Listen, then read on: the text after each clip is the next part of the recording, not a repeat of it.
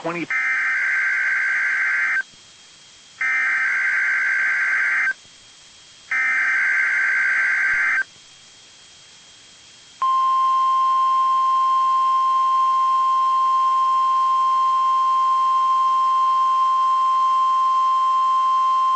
This is the Wednesday morning test of the National Weather Service's NOAA Weather Radio Warning Alarm System.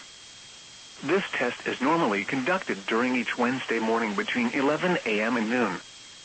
If there is severe weather in the area or threatening the area, the test is then postponed until Thursday morning or until the next good weather day. There is no severe weather in the area at this time. Repeating once again, this is the routine Wednesday morning test of the NOAA Weather Radio Warning Alarm System. This concludes the test.